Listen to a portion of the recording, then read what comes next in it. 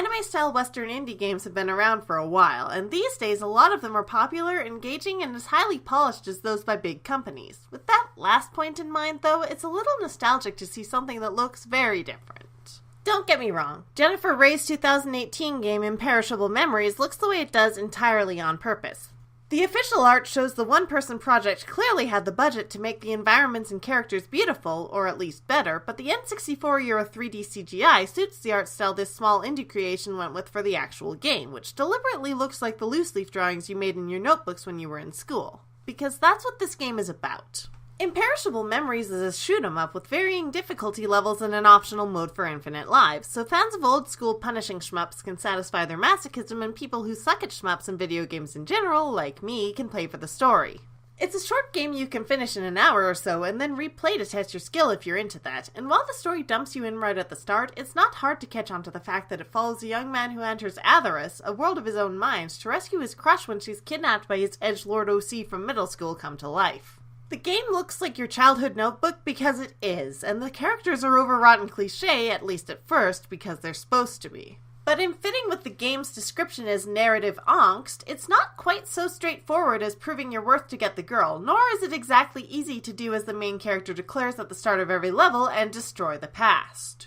It starts to unfold that Roy wasn't exactly being a saint towards Mimi, more like a capital N, capital G nice guy, and maybe tack on a capital C for creeper. And when the mid-game hits and we meet Wycliffe, the character Roy invented for certain fantasies, it reads like your favorite anime girl wants to have a word, possibly with knives involved, with those artists who draw hentai of her. Like, the really bad hentai. From this point, the story really starts to tackle whether it's really a good thing to try and detach yourself from your old shame entirely, both cringe like that Mary Sue fanfic you wrote in grade 6 where you went into your favorite anime and saved the world, and the actual bad things you've done to people. Like how you pestered your favorite writer for updates for months on end, or the unintentional racist connotations of your weeaboo phase. Not only that, but it looks at the motive someone might have for trying to disavow the past, and that you can't really become a better person if you're just trying to do it for brownie points. Like the art style of the game itself, it's uncomfortable and it feels like a personal attack, and that's the point. It's not a theme I've seen done well often, and that's what makes Imperishable Memories original, though it does give some nods to anime that inspired it, like the interlude girls who will remind more than a few people of Utena.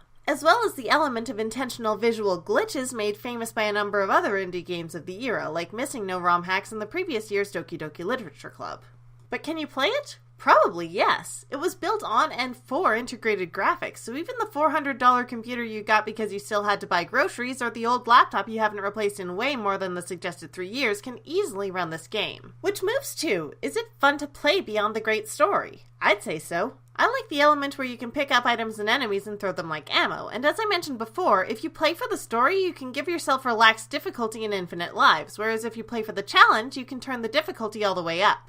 Imperishable Memories has a base price of $8 US on itch, with a name your price element if you want to pay a little more to support the artist. You can check out the link below. I know this isn't a sponsored video, but it seems weird to just talk about something without letting you know where you can find it, like how a lot of my videos talk about what streaming service an anime is on. Now, Imperishable Memories had a successful Kickstarter campaign, but I haven't heard much about the game since it came out, so the hype's died down some and it's been sadly overlooked. Still, if this bizarre, nostalgic, and painful in a good way world sounds appealing to you, I'd say check it out. Who knows? Maybe your friends will like it too. If you can't tell, I'm testing a new series or feature here where I'll look over games related to anime in some way, whether they be licensed games for a series or anime-inspired games like this one. Let me know in the comments what you think and which games I should cover that maybe haven't gotten a lot of attention like they should. This is Secret Identity Studio, and any other Wycliffe/Mimi shippers in here, I'm so alone.